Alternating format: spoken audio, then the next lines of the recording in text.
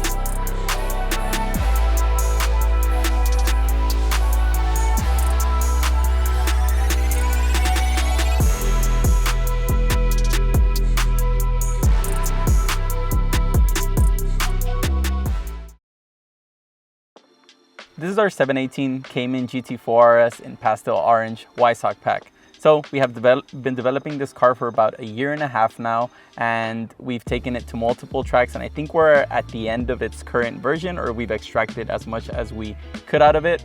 The car has been 216.95 at COTA.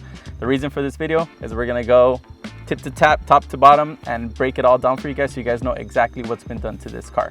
And let's start with the exterior. For exterior modifications, we've only done basically two things. It's been install wing risers on the car and wheels and tires. Now, the reason we did the wing riser is it takes the wing riser out of the rear view mirror. In my opinion, it may get it up to cleaner airflow. Whether it produces more downforce or not, I do not really think so. But that's been the main purpose of these wing risers. Now let's move on to wheels and tires. For wheels and tires, we are working with our local company, 812 Wheels, and we have two sets of 19-inch wheels for this car. The fronts are 19 by 9s and the rears are 19 by 11. So factory, this car comes with 20-inch wheels. You bring it down to 19s. The car is just a little bit happier and you have a little bit more tire choices. So now let's speak of why I like to do that. So the reason I like to do that is because a street tire communicates way better to you than a slick does. This one's right here, the track attacks are kind of borderline, but they do communicate to you way better than this. So it's me reading the car and the car telling me what it needs. I make changes with this tire, they reflect directly with this tire. So now let's talk sizes. So for the Hankook makes their sizes a little bit different, but it's basically on the front we have a 250 wide with a narrow sidewall, and on the rear we have a 300 wide with a cheeky sidewall. So what that does to the car is on the Hankooks, the car is really not happy because you change the sidewall thicknesses from the OEM tires, right?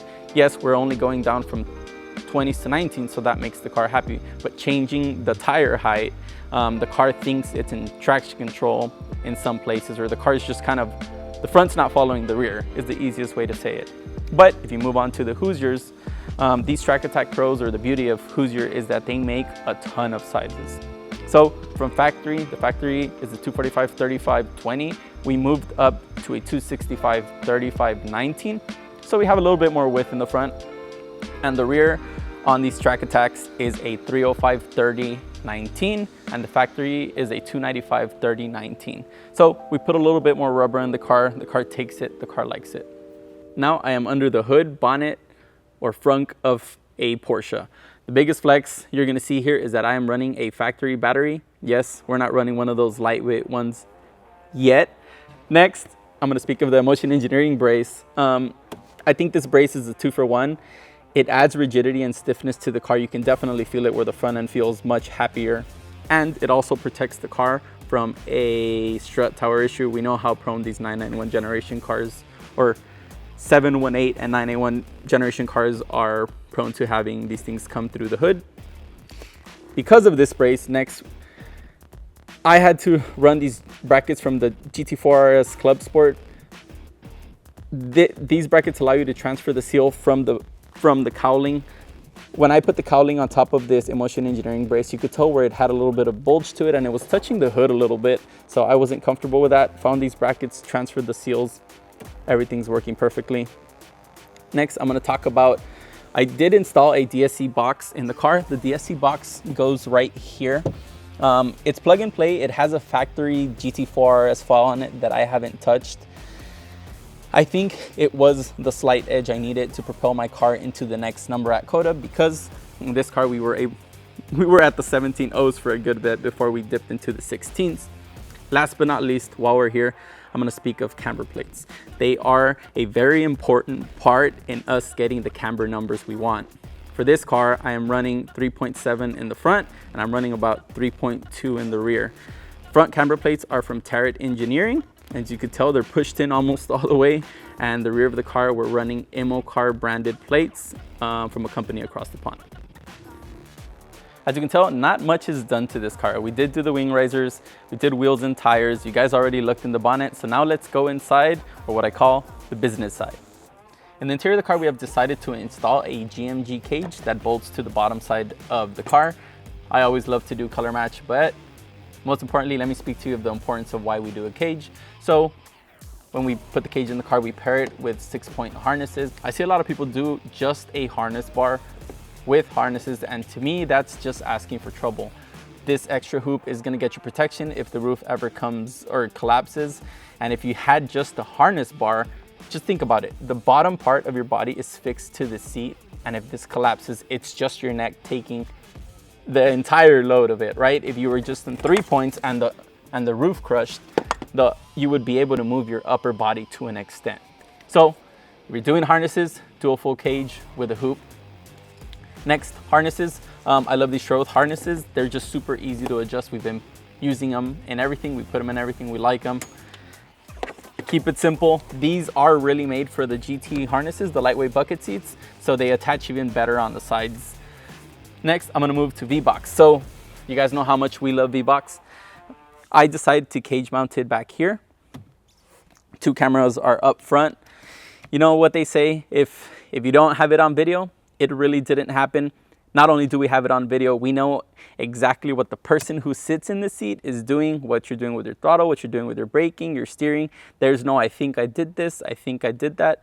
It's just recording every single little thing. And over here, you're gonna see we have a little lap timer. This is basically how we read lap times and get mile an hour traces and stuff like that. We've got to everything we can see from here. Let's put this bad boy on the lift.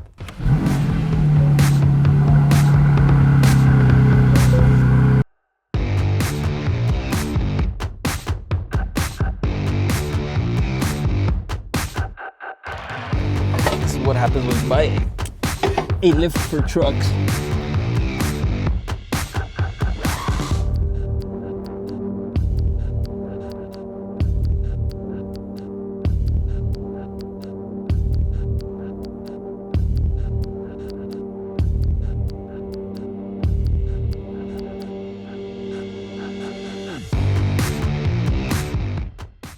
The wheels off, let's talk brakes. And for this car that was originally a PCCB car, we have converted it to gyro disc steels. We're pairing this rotor with a steel pad, or an older steel pad, because the annulus of the rotor is a little bit thinner, in Race Technologies RE10 brake pad compound. To add to the brake system is gonna be, we are running a single stainless line. It replaces the factory soft line, and I do keep a metal line for the second part. So instead of being a 2-part, or some people upgrade to a 2-part stainless line, I just do 1 stainless line, keep the other piece that's OEM. You could tell we're still running the factory end links, and I am also going to speak of brake fluid, because that's one of the most important things to putting any car on track. This car and every car in our fleet, we're running Castrol SRF brake fluid. If I were to just do 1 mod to the car before it goes to the track, got the car from factory, I'd put SRF brake fluid on it, then go to the track. Here on the front side, to wrap things up, we did speak about the camber plates, but I want to speak about the tension arms. We are running Tarot tension arms on this car, and that's just to get our caster in check. Next, let's move to the rear so you guys can see what we've done back there. We're in the back of the car. Regarding brakes, it's going to be the exact same to the front, obviously in its proper size. What I want you guys to see back here is that we have a sole over axle pipe we got from a friend. We did wrap it in a little bit of extra heat shielding just so that it doesn't cook the body too much. In addition to that, we are also running a stainless brake line, but what you can see here is that we have a little bit of heat wrap on it, and that's just because this car has a 911 engine, and you could tell when this car pulls in from the track every time, it's cooking. Porsche basically put a ton of energy in this car, and you could feel the radiation of heat when the car comes off the track. To make this car fully adjustable in the rear, you do use shims in the bottom, but I just want to point out that once you do more than like 2.3 degrees of camber in the bottom, you have to run a toe link. We chose to run a Tarot toe link right here in the rear. That just keeps our toe happy. We are running the eccentric all the way in to help us with the toe curve. I didn't mention it, but on the front of the car, we are simply running the factory toe link. It's more than enough. Again, we are also running a factory sway bar end link on the rear. I don't think there's any need to change them. Last thing that I want to speak about the cars up in the air is ride height changes. So from factory, one thing you have to notice that the car is on 20-inch wheels. We put 19s on it, so that automatically lowers the car. I have chosen to keep the front ride height the same, and one thing I have done is I've raised the rear of the car by about 4 coil turns, which could equal anywhere from 6 to 8 millimeters. I simply wanted a little bit more nose in the front. And what you could tell from all this wear here, or all this rubbing on the little diffusers and everything, is that we are wearing through some components on the front end. We definitely cannot go any bit lower, but I think it's just the price to pay to go fast at COTA. Okay guys, so that's it for mods. But before we go, let's talk about the small adjustments I've done to the car. So let me speak sway bars first. For sway bars, I am currently running a medium in the front and a full soft in the rear.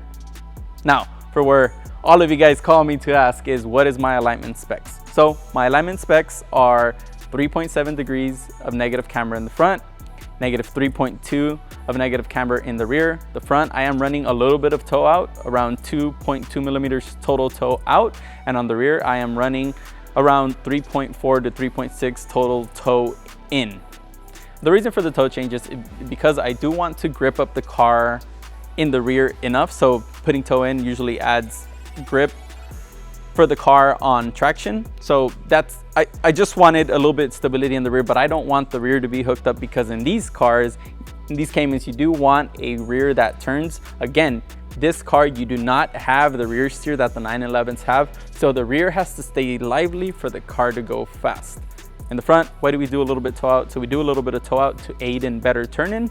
I've been running it like that for a while in every one of my cars, and I just love the way it feels. Yes, when you're going down the back straight, the car can start to wander a little bit, but for me, if it has that advantage on corner in, I'm gonna take it every day. Alrighty guys, that's it for the build. In my eyes, a pretty simple build. Yes, there was some components involved, but the car does not have big power, big aero, or even aftermarket suspension. To me, it was actually pretty astonishing that we were able to dig this car into the 16s. I am still truly impressed with this machine. Now, we're calling this car OEM Plus because I feel that the changes we did to the car were subtle. Maybe I think the over-axle pipe gave it a little bit of a growl. The wing kind of gave it a better presence. My eyes, it's still OEM Plus because there's no big components that have been changed, but you let me know down below what you think about our OEM Plus designation for this car. That's it for me today, guys.